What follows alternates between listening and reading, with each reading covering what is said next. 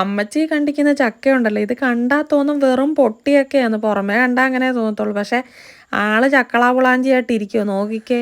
നന്നായിട്ട് പഴുത്തിട്ടുണ്ട്. പിന്നെ കൂഴച്ചക്കയും കൂടെ അതാ ഇങ്ങനെ കുഴകുഴാന്നിരിക്കുന്നത്.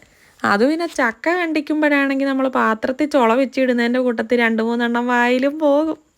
അമ്മച്ചി 2 ചുള പറിച്ച് ചരുവത്തിലിടുമ്പം 3 എണ്ണം വായിലും പോകുന്നുണ്ട്. ഈ ചുളയെല്ലാം പെറുക്കി പാത്രത്തിൽ ഇടുന്നത് എന്തിനാണെന്നറിയാവോ?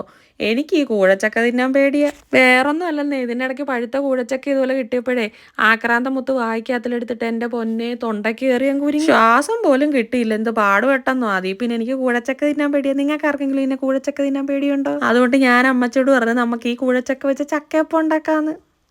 അന്നേരം അതിനായിട്ട് നമ്മൾ ചുള പറിച്ച് വെച്ചേക്കുന്ന കൂഴച്ചക്ക 3-4 ഏലക്കായും ചേർത്ത് മിക്സിക്കകത്ത് നന്നായിട്ടൊന്ന് അരച്ചെടുത്ത്, എന്നിട്ട് ആവശ്യത്തിന് ഗോതമ്പൊടി എടുത്തിട്ട് അതിലോട്ട് ആ ചക്ക അരച്ചതും ആവശ്യത്തിന് തേങ്ങ തിരികിയതും ചേർത്ത് കൊടുത്ത് പിന്നെ ഒരു നുള്ളു ഉപ്പും കൂടെ ചേർത്ത് കൊടുത്ത് കേട്ടോ. എന്നിട്ട് പിന്നെ മധുരത്തിന് നമുക്ക് ശർക്കര പാനിയാച്ചത് ഒഴിച്ചു കൊടുക്കാം. പിന്നെ ഇച്ചിരി റവയും കൂടെ ചേർത്ത് കൊടുക്കുന്നുണ്ട്. പിന്നെ ലാസ്റ്റായിട്ട് നമ്മൾ നെയ്യും കൂടെ ചേർത്ത് കൊടുത്ത്, എന്നിട്ട് ഇതെല്ലാം കൂടെ നന്നായിട്ട് കൂട്ടി പുരട്ടി കുഴച്ചങ്ങ് എടുക്കണം. എന്നിട്ട് ചക്കയപ്പം ഉണ്ടാക്കാനായിട്ട് ഞാനിവിടെ വാഴയില എടുത്തിട്ടുള്ളത് കേട്ടോ. വാഴയിലക്കകത്ത് ഇത് വെച്ച് മടക്കുന്ന സമയത്ത് പൊട്ടാതിരിക്കാൻ വേണ്ടി അത് ചെറുതായിട്ടൊന്ന് വാട്ടിയിട്ടുണ്ട്. അങ്ങനെ ഓരോ വാഴയില കീറിയതിനകത്തിൽ ഈ 2 എണ്ണം വെച്ച് നമുക്കിങ്ങനെ ചുരുട്ടിയെടുക്കാൻ പറ്റും. അങ്ങനെ നമ്മൾ ചക്കയപ്പത്തിന് കുഴച്ച് വെച്ച മാവ് വാഴയിലയുടെ അങ്ങേയറ്റവും ഇങ്ങേയറ്റവും വെച്ച് ചുരുട്ടി എടുക്കുക.